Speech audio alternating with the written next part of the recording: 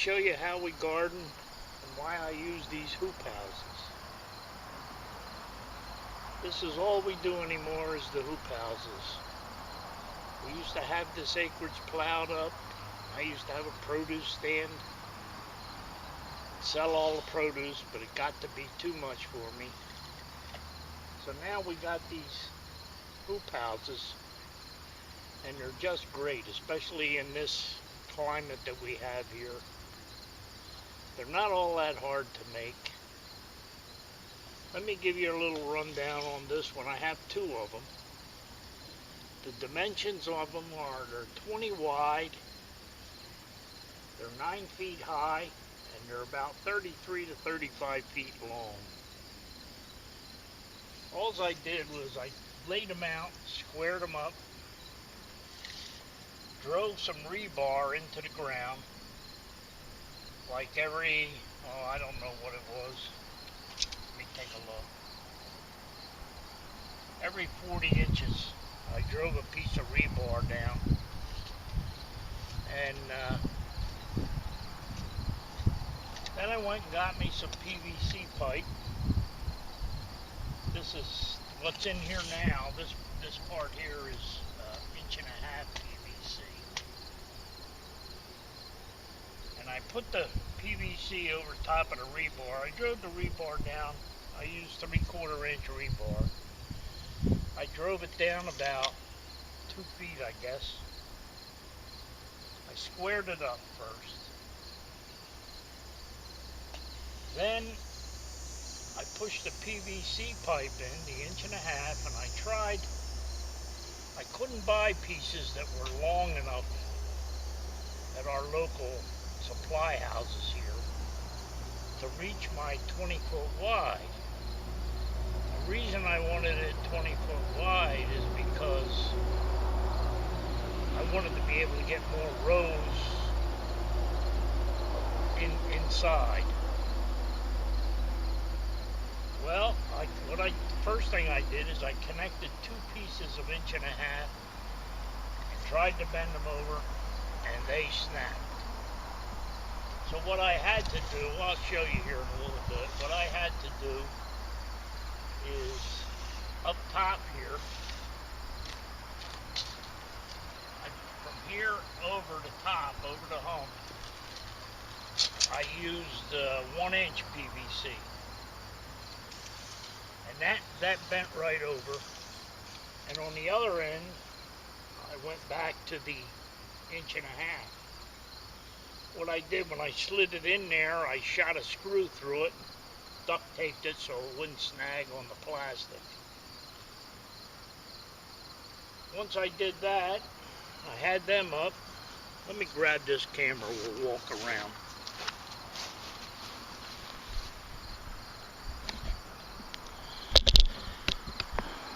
Once I did that, I put some hip boards on. These things right here. And, well, I put one. I put one before I put the plastic, and then I put the second one over top of the plastic. First I put a 1x6 back here. Then I screwed the, I don't know, it's a 1x2 I guess, on. Then after I put the plastic, I came back and put this one on. Now down along the bottom, before any plastic or anything, I put a 2x6 all the way down, and I bolted that right through the rebar. I had to go around the rebar, right through the 1.5 inches PVC. After I got that done, I put some ends on it. I'll take you down here and show you. What's up here is a shade screen. You kind of got to keep your one greenhouse here. We have all our greens in, our cabbage and beans and broccoli and stuff like that. And you need one of these sunscreens to keep the heat out, because this this kind of gets into direct sun.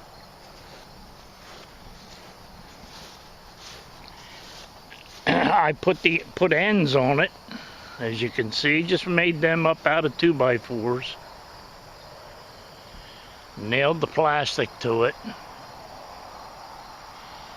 And you can see inside I put I think it's 1 inch down the center. Yeah, 1 inch or 1.25 inches down the center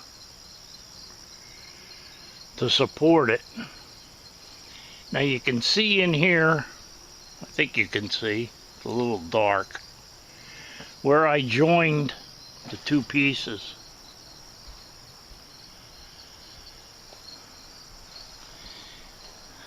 And I put wire on it. I used to have the ends blocked off with plastic, but we don't raise as much stuff as we used to. We just raise enough for just me and my wife. When I was selling it, I had it plasticed in, and you can get a real long time out the season with these, especially in a place like PA where it gets cold early and stays cold till late in spring. Now, I got chicken wire on it, and the reason I done that, I did that about these greenhouses, well, hoop houses, are about 10 years old, so they've lasted pretty good. The reason I put the chicken wire is, one day I looked out from the house, and I had a whole greenhouse full of deer in here eating everything. So I ended that real quick and put the chicken wire over everything. It's up, oh, I guess about 6-7 feet.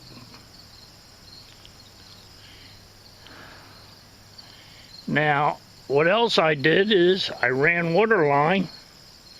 You can see where we had plants in here. Everything's coming to an end now. There's the old broccoli went to seed. You can get enough in one of these to feed 2 families. Now, the only bad part about it that I found in 9 or 10 years, and this is the only bad part. If you live in a place where you got not high winds, winds don't bother it. I've had 100-mile-an-hour winds come through here. They flex a little, but they don't move. I run my water lines. I put plastic down. Underneath the plastic, I don't know if you can see that or not. Let me zoom in a little.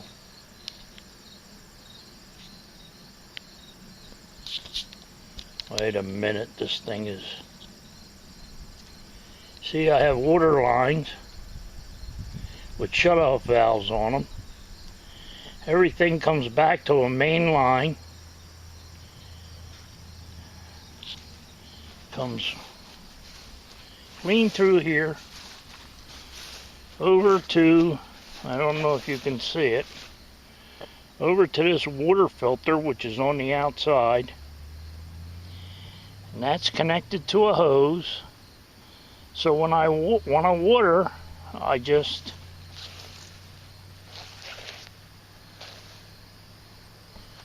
sun's going to get in here. I just turn the hose on at that spigot over there, that farm spigot. And that's it.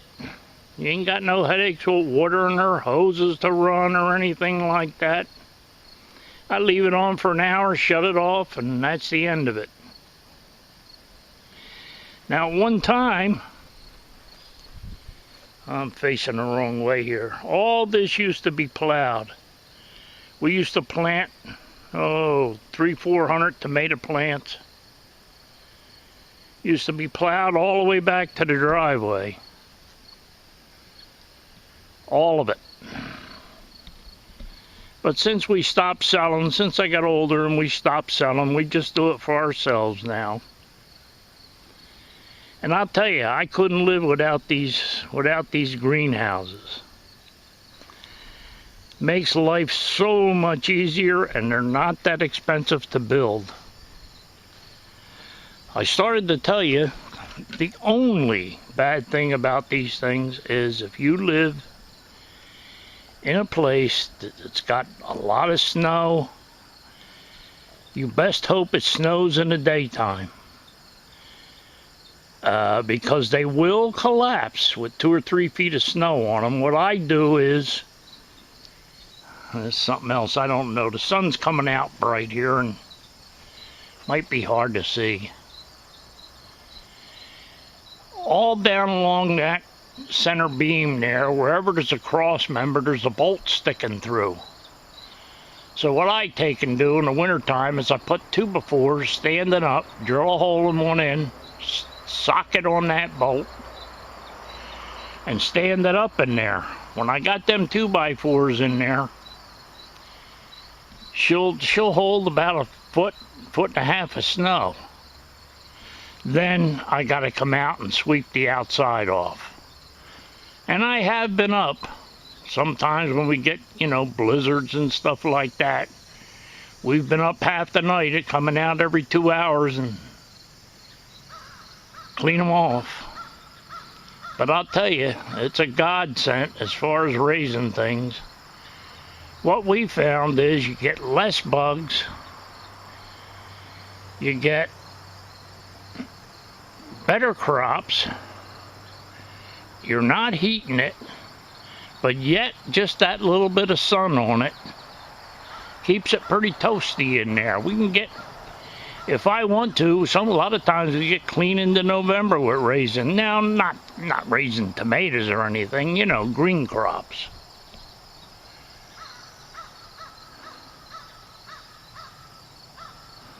And like I say, I got 2 of them. And they're both 20 by 30. Let me go the other way so we don't get in the sun.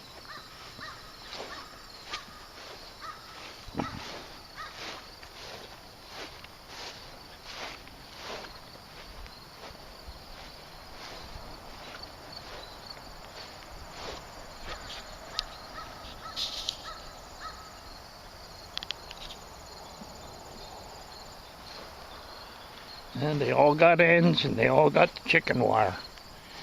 Now see, in the second house, there's no shade cover on it. And the reason being, I got tomatoes in there and peppers, which love the sun. So we leave that uncovered. But that water line, if you see that white piece of PVC there, goes from that house to that house. So it's all complete water and turn the valve on and go in the house. And having the plastic down, well, we got some weeds in there now because it's about the end for us. But normally, if you cover good with that plastic, you are doing 0 weeding. None. And we like it. We like it. It's easier on us. We can't do what we used to, and it works for us. Now, will it work for you? Who knows? Now, you don't have to build one this big. You can build any size you want. If anybody is interested or wants some help or some more info, just send me a message on YouTube. And I'll help you as much as I can. Now, if you can see, I'll swing around here while all these fruit trees weren't here. This was a lot. I had to use that tractor there to plow it and till it and maintain it. And it was a lot of work. It was a full-time job. You couldn't do anything else all summer except work on this. Then trying to sell it But we made money doing it, so it kept us alive. We're on Social Security, that's all we got. But these were well worth the investment. Okay, YouTube, with that I'm going to say goodbye. You all have a good day today. Down scope.